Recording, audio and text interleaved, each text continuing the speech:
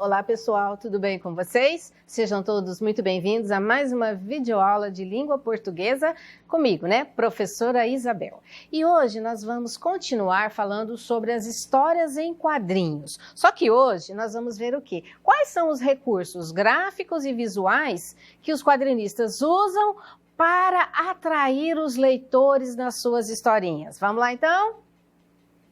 Então nós temos aqui uma imagem de uma história em quadrinhos que foi publicada numa revista. Era uma revista e aí, de repente, as crianças começaram a pedir algo para elas se entreterem também, né? Então, elas queriam alguma coisa direcionada para elas. E aí, eles inventaram, não, né? Criaram essa história em quadrinho que chama O Tico Tico. E aqui a gente observa que ela é bem antiga e que, nessa época, o nosso vocabulário também era diferente. Eu não sei se dá para enxergar, mas tem algumas coisinhas aí, ó, por exemplo, nessa maiorzinha que eu coloquei aqui, que é, na verdade, o segundo quadrinho da imagem maior. Tem lá escrito, ó, mas isso é greve? E esse greve tá com acento. É porque nessa época o vocabulário ainda não havia sido modificado. Então, muitas palavras eram escritas de maneira diferente do que elas são escritas hoje. Então, e outra coisa, vocês podem observar também que o formato dos desenhos também são bem diferentes. A gente pode analisar e ver que trata-se de imagens bem antigas. Então, nós temos lá na data, ó, Rio de Janeiro, quarta-feira, 11 de outubro de 1905, nossa, mais de 100 anos atrás, né?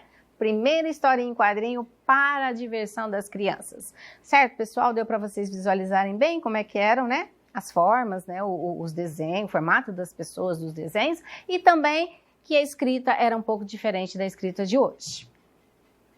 Então, vamos dar uma recordadinha, porque na aula passada a gente viu, né, na leitura, histórias em quadrinhos.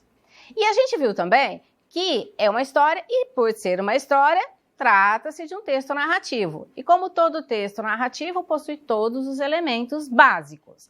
Então, a narrativa, no caso da história em quadrinho, ela apresenta duas formas de linguagem diferentes. A linguagem verbal e a linguagem visual. Então, a verbal é a escrita e a linguagem visual é o quê? As imagens, né? Os traços, as cores, as formas dos desenhos, como que é o arranjo. Então, tudo para que nós possamos entender, compreender o que a história está dizendo. Porque é o seguinte, gente, numa história em quadrinhos, a gente pode ter só as imagens. Elas falam por si só. Porém, nós não vamos ter uma história em quadrinho só com a linguagem verbal, só com a escrita. Porque aí não tem como a gente ter um entendimento das ações que são feitas pelas personagens e que a gente olhando, a gente consegue entender, certo? Então, vamos lá. Então, vamos ver os quadrinhos que se sucedem para narrar uma história. Então, aquela sequência de desenhos, de quadros, elas que são responsáveis pela ação, né? Pelas ações que acontecem na história. Geralmente tem formato retangular ou quadrangular, ou seja, os quadrinhos eles podem ser em forma de retângulo ou em forma de quadrado. Eles indicam o espaço entre as várias imagens, então são os quadrinhos que separam a sequência das ações das personagens. Mas nem todos têm o mesmo formato ou emolduram todas as cenas. Isso quer dizer o quê? Geralmente são dessa forma, retangular ou quadrangular, porém, pode ser que algum quadrinista assuma uma outra maneira de fazer os seus quadrinhos. Então, vamos ver um exemplo aqui, ó.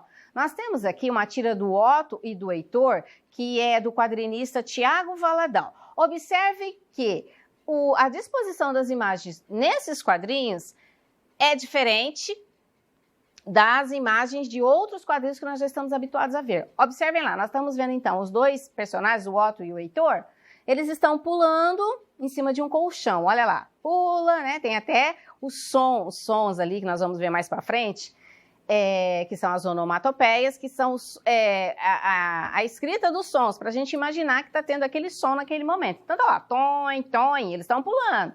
De repente, o que aconteceu? A cama, né, quebrou, e o que aconteceu com o menininho? Olha lá, Um foi parar em cima do último quadrinho e o outro caiu para fora do quadrinho. Então, aqui a gente observa que nessa situação, o quadrinista opta por não ficar apenas dentro do espaço do quadrinho. Ele usa o espaço externo também, é uma característica desse autor. E aqui nós temos outros. Já essa tirinha é da Heloísa, da Elo D'Angelo, chama-se Elozinha. Essa personagem aqui, a característica principal dela é que ela está sempre querendo fugir dos quadrinhos. Olha lá. O que você está fazendo aí fora? Aí ela diz, sei lá, achei uma frestinha no quadrinho e saí. Legal, né? No caso, ela estava doida para sair do quadrinho. Então, as frestinhas que ela acha, ela acaba fugindo. E aí, a pessoa que está fora do quadrinho diz o seguinte, cuidado, é perigoso. Ah, perigoso por quê? Olha lá. Só que daí ela cai do quadrinho. Lá no último a gente observa isso, ela está caindo. Aí a pessoa que está fora do quadrinho diz, por isso. Por que é perigoso? Porque ela pode cair. Agora nós vamos ler uma outra tirinha dos personagens Otto e Heitor. Olha lá, ó. Primeiro quadrinho. Otto e Heitor foram criados por Tiago Valadão a partir das memórias de sua infância com o irmão caçula. Como assim? Bem, parece que a gente não é de verdade. Somos personagens criados por alguém que controla tudo que a gente faz. Aí os dois ficam assim, né, ressabiados, olha lá as imagens. E de repente eles caem na gargalhada, olha lá, e eles riem bastante, com vontade mesmo, e aí eles começam a comentar, olha lá, controla a gente, que piada. E aí no último quadrinho, o que a gente observa? Que na verdade, eles não acreditam que eles são controlados por alguém que os criou. E continuam rindo e ainda falam, ó, essa foi muito boa, né? Uma piada boa. Só que a gente observa acima do quadrinho lá, que nesse caso é retangular, que tem duas mãos controlando o quê? Os cordéis ali. Ou seja, realmente eles são manipulados, mas eles não acreditam nisso não. Aí vamos analisar com mais profundidade essa tirinha. Olha só, por que as personagens riem muito ao saber que não são de verdade e que alguém as controla? Que eu falei lá. Elas riem porque elas não acreditam naquilo. E que frase dessa tirinha que pode justificar essa nossa conclusão, essa nossa resposta? Olha só, elas riem porque não acreditam que são fictícias, né, que são criadas. A frase que justifica essa resposta é quando eles dizem o quê? Que piada. Ou seja, eles não acreditam, parece piada, por isso eles riem. No último quadrinho, o que significam as mãos que controlam os cordéis? Também expliquei na hora que a gente estava lendo. Eles não acreditam, mas acima deles tem lá duas mãozinhas segurando lá os cordéis e fazendo a movimentação deles. As mãos significam que todo autor controla, voluntária ou não, né, voluntariamente ou não, a existência das personagens inventadas por eles. Ou seja, as ações só acontecem porque o criador faz com que elas aconteçam e não as personagens, certo? No final da história, Otto e Heitor acreditam que não são de verdade? Por que será? Eles não acreditam, né? Porque, não podendo ver quem os manipula, né, quem os controla, continuam a gargalhar. Uma das personagens exclama, referindo-se à suposta piada lida no livro. Essa foi muito boa. Essa piada foi muito boa, por isso eles riem tanto. Eles não acreditam que eles estão sendo manipulados. Então vamos lá. Com relação às personagens.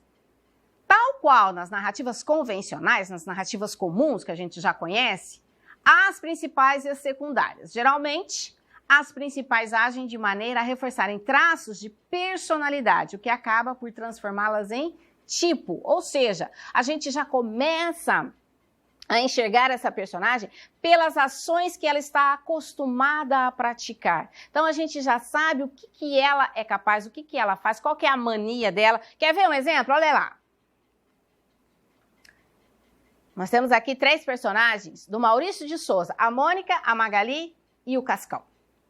Quem conhece esse personagem já sabe que eles têm características próprias que nós já reconhecemos só pelas ações que eles demonstram. A gente sabe, por exemplo, que a Mônica é o quê? Mandona, né? Ela acha que ela é a dona da rua, ela é brava e ela vive batendo nos meninos porque eles a provocam. Então, a característica dela é que ela é muito brava.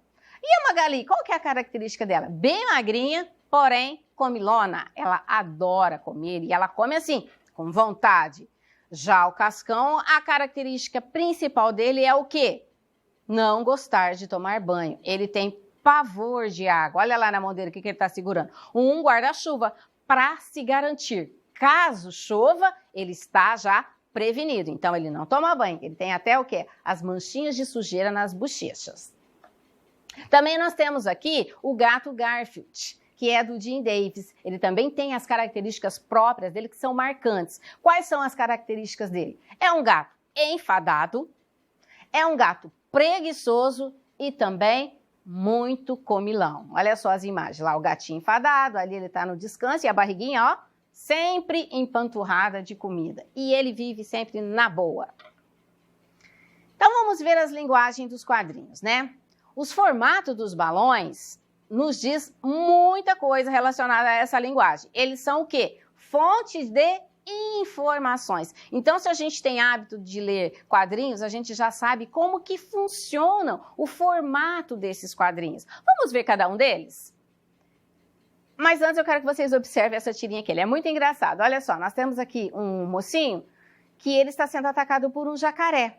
Mas ele é um mocinho tão, assim, fissurado em rede social que ele sabe que ele vai ser devorado. Mas antes ele quer mostrar a aventura dele. Olha lá, espera um pouquinho, seu jacaré. E aí ele pega o celular e faz uma selfie dele para postar aonde? No Facebook, né? Então ele é tão assim que até em situações muito graves ele precisa mostrar para todo mundo. Então vamos ver os balões. Quais são as linguagens desses balões? Quais são as informações que eles nos fornecem? Então nós temos o balão da fala. Seu contorno, que inclui o rabicho, é feito por linha contínua. É mais comum e contém as falas. Então esses aqui são os balões que a gente já conhece e são direcionados para a fala das personagens. Ele tem um rabichinho e a linha dele é contínua, ou seja, não tem interrupções. Aí nós temos também o balão do pensamento. O balão do pensamento, o rabicho dele é formado por bolinhas. Mostra o que a personagem está pensando. Então, olha só como que ele forma. É um formatinho de nuvem, ó, e tem uma bolinha lá. Então, todas as vezes que a gente vê esse balãozinho na historinha, a gente já sabe que a personagem não está falando, ela está só pensando. Balãozinho do sussurro, né? Aquele falar bem baixinho, o cochicho. O contorno tem linhas pontilhadas e indica que a personagem sussurra ou cochicha para alguém, né? Então, olha lá. Então, não tem linhas contínuas. Ele tem o rabichinho, o formato do balão certinho, porém as linhas são pontilhadas. Esse balãozinho é o balãozinho que está indicando que a personagem está sussurrando, está cochichando. E temos o balão do grito também, né? O contorno dele é tremido, tem um formato de raios, né? E traduz o quê? Irritação, grito, espanto. Olha como que ele é formado. Viram? Tem o rabicho, mas as linhas dele são bem diferentes. Elas são tremidas, são pontudas, né? Dá a impressão de uma explosão. Para indicar o quê? Que a personagem está irritado, está nervoso ou está espantado. Está falando numa linguagem mais convincente. Balões emendados, 2 balões juntos, mostram que uma mesma personagem pronuncia as falas em uma sequência com pausa. Olha lá, 2 balões. No primeiro balão ela fala, ela dá um tempinho e depois ela continua, sem que alguém a interrompa. Ela apenas dá uma pausa nesses balões aí. Embora menos comum, há histórias em quadrinhos que a fala não está em balão, pois os artistas preferem posicioná-la no quadrinho e indicá-la de modo que o leitor perceba quem a enuncia. Veja um exemplo. Nesse exemplo aqui, ó, nós temos 2 quadrinhos em que não há balões e a gente só consegue observar que a personagem está falando porque tem uma linha ali indicando que aquela escrita, né, aquela fala se refere a ele. Então, olha lá, quadrinho sem computador, ele está fazendo tudo manualmente, está se virando. Quando ele já tem um computador, ó, alô, É do suporte? Se eu tenho 2 itens no sistema e cadastro mais 1, mais 2, ficam 4, né? Então, ele mostra aqui a dificuldade dele depois que ele tem um computador para trabalhar. E é isso, pessoal. Hoje, então, nós vimos a primeira parte dos recursos visuais e gráficos que os quadrinistas utilizam para produzir suas historinhas. Na próxima aula, nós vamos dar sequência e vamos ver mais sobre esse assunto. Então, um beijo a todos e até a próxima aula. Ah, e não esqueçam de fazer as atividades, hein? Tchau!